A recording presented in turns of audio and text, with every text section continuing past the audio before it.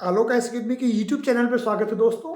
आज जो मैंने टॉपिक लिया है वो लिया है कांग्रेस की दुर्दशा का कारण।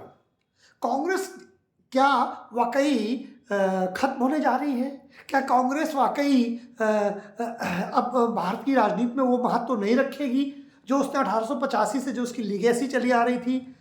स्वतंत्रता के बाद उसने बहुत लंबे समय तक लगभग 55-60 सालों तक उसने इस देश में शासन किया, प्रत्यक्ष या अप्रत्यक्ष।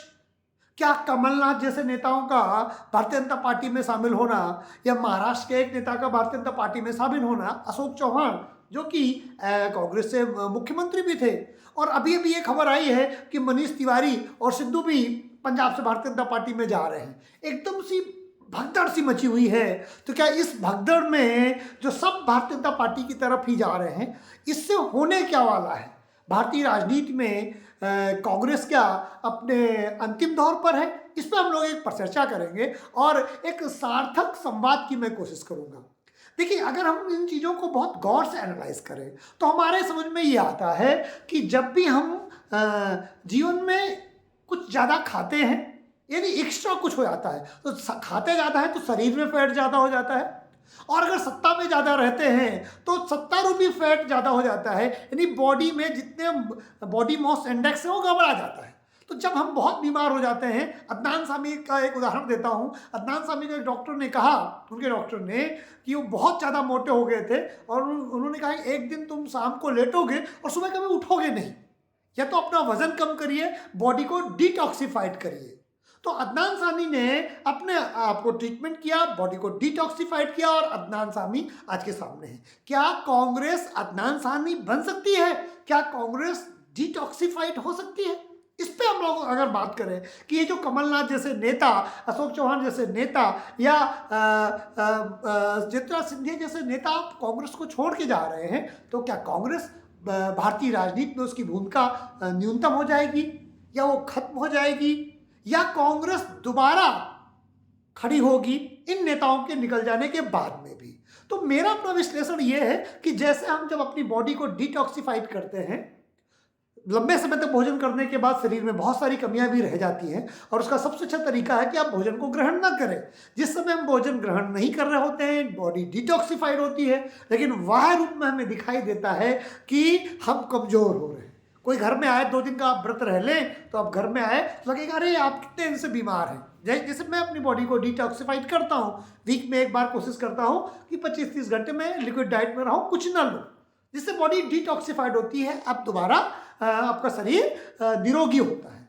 तो कांग्रेस इस समय डिटॉक्सिफाइड हो रही है, यानी कांग्रेस से वो जो चीज़ें जो कांग्रेस को और बर्डन के रूप में थी, कांग्रेस के शरीर रूपी फैट में थी, वो फैट सेल निकल रहे हैं, लीवर किडनी स्प्लीन मजबूत हो रहा है।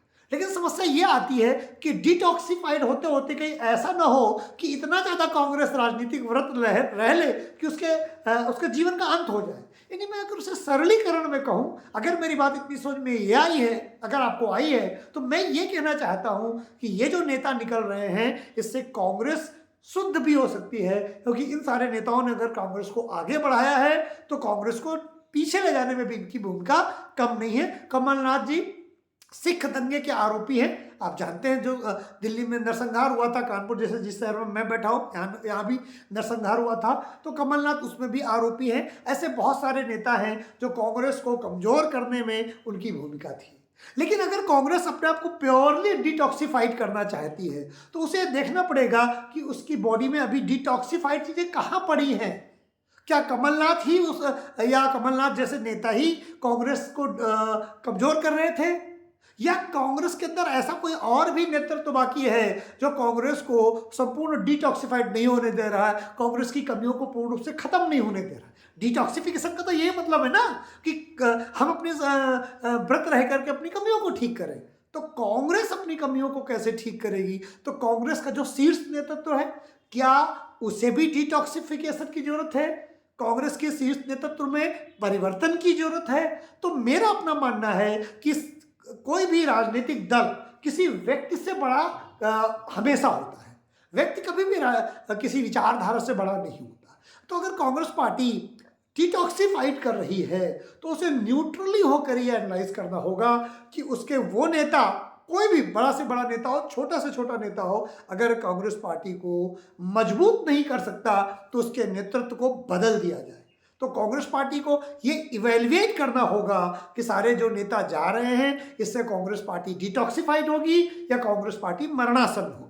कांग्रेस पार्टी में सुधार होगा, उसमें नए लोग आकर के उन नेताओं का स्थान ले पाएंगे या नहीं ले पाएंगे।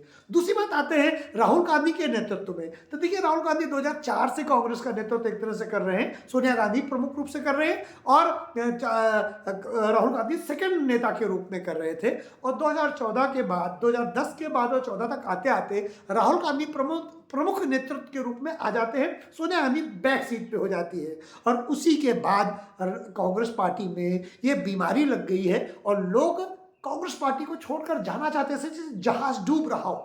तो जब जहाज डूबता है तो उससे जो लोग सबसे पहले उतर के भागते हैं वो लोग उतर के भाग रहे हैं, और राजनीतिक चूहे भी मैं कह सकता हूं।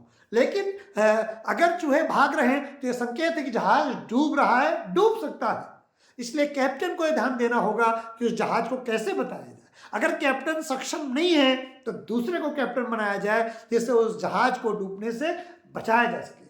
भारत में अगर लोकतंत्र को मजबूत रखना है तो कांग्रेस को भी मजबूत होना पड़ेगा, नहीं तो फिर भारतीय जनता पार्टी का कांग्रेसीकरण हो जाएगा। कांग्रेसीकरण का मतलब वही है कमियों के साथ एक राजनीतिक दल का रहना।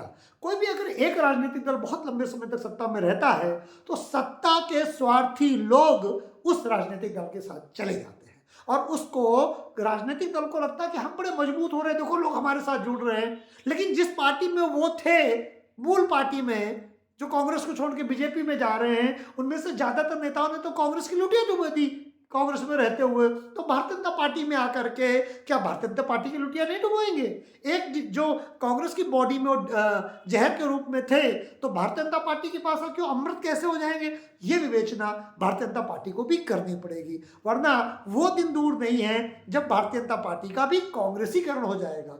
अगर किसी दल का कांग्रेसीकरण हो गया तो निश्चित बात है वो भी अपने कमजोर की अवस्था में आएंगे, वो भी अपने पतन की अवस्था में जाएंगे। तो ये भारतीय लोकतंत्र के लिए भी अच्छा नहीं है कि भारतीय जनता पार्टी का जो असामयिक अवसान हो।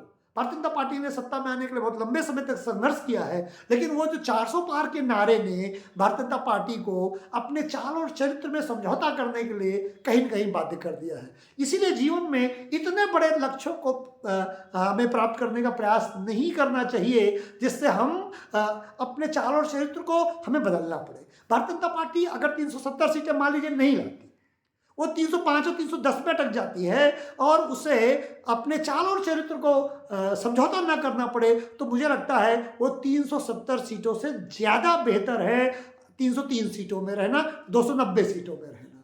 लेकिन आप 370 सीटें भी लाएं और अपने चाल और चरित्र में समझौता कर लें तो मुझे लगता है कि ये भारतीय लोकतंत्र के लिए और भारतीय जनता पार्टी के लिए, दोनों के लिए घातक होगा।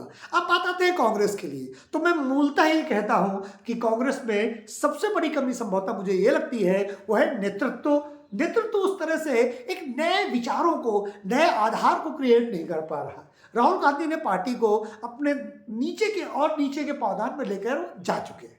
तो क्या अब ये समय नहीं आ रहा है कि कांग्रेस का अच्छी तरह डिटॉक्सिफिकेशन हो जाए, कांग्रेस का अच्छी तरह इलाज हो जाए और कांग्रेस नए नेतृत्व के साथ और यंग लीडर्स के साथ अपने आप को पुनः खड़े करे? भले उसके लिए एक दशक क्यों न लग जाए, लेकिन कांग्रेस पार्टी लॉन्ग टर्म रूप में अपने आप को सही करके और भारतीय लोकतंत्र में नए विचारों के साथ, नए नेताओं के साथ, एक बिल्कुल ऊर्जा के साथ, अपने नवीनता के साथ एक बीजेपी का विकल्प बनने का प्रयास करती है, तो आज नहीं तो कल भारतीय जनता पार्टी जब कांग्रेस की तरह विचारधारा शून्य की तरफ जाएगी, अपने विचारों से समझौता करेगी, तो कांग्रेस को निश्चित ही मौका मिलेगा। इसीलिए इस समय अब कांग्रेस को भारतीय जनता पार्टी की नकल करने की जरूरत नहीं है, क्योंकि भारतीय जनता पार्टी अपने विचारों की चरम पर है और कांग्रेस पार्टी डिटॉक्सिफिकेशन की तरफ है, अपना इलाज वो कर रही है, बचा कुचा इलाज उसे और कर लेना चाहिए। और इसके माध्यम से कांग्रेस पार्टी जब पूर्ण रूप से उपचार प्राप्त करने के बाद नए विचारों के साथ, नई ऊर्जा के साथ वो भारतीय लोकतंत्र में एक विकल्प बनेगी, तो निश्चित बात है देश की जनता उसकी तरफ ध्यान देगी। क्योंकि कांग्रेस पार्टी को 1885 में बनी थी, 100 वर्ष से ज़्यादा ज़्यादा 130-35 वर्ष हो रहे हैं उसके निर्माण में, उसने बहुत सारे उतार चढ़ाव देखे हैं, इसीलिए कांग्रेस के उतार का समय है।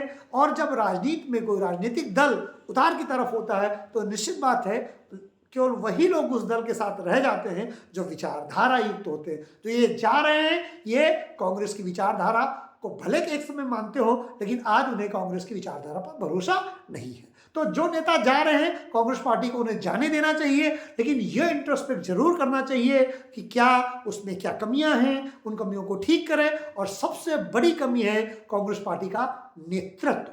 कांग्रेस पार्टी को अपने नेतृत्व पर पुनर्विचार करना चाहिए। इतना लंबा समय हो गया राहुल गांधी को नेतृत्व मिले हुए, और अगर वो सफलता नहीं दिला पा रहे हैं तो कांग्रेस पार्टी को नवीन नेतृत्व की तरफ जाना चाहिए। तो दोस्तों, आज मैंने बताने की कोशिश की है कि कांग्रेस पार्टी के बगैर भारतीय लोकतंत्र में क्या प्रभाव आने वाला है, और कांग्रेस पार्टी क्या खत्म हो जाएगी। नहीं, कांग्रेस पार्टी खत्म नहीं होगी। अगर वो अपनी कमियों को ठीक कर ले तो आप मान के चलिए कि कांग्रेस पार्टी एक नवीन ऊर्जा के साथ भारतीय लोकतंत्र को, भारतीय मतदाताओं को एक विकल्प जरूर प्रदान करेगी। तो दोस्तों, मैंने आज एक विश्लेषण आप तक लाने का प्रयास किया है। उम्मीद है कि मेरा ये प्रयास आपको पसंद आया होगा। अगर आपको मेरा प्रयास पसंद आए तो प्लीज़ चैनल को लाइक करें, सब्सक्राइब करें और इसे ज़्यादा से ज़्यादा लोगों तक शेयर करें। नमस्कार।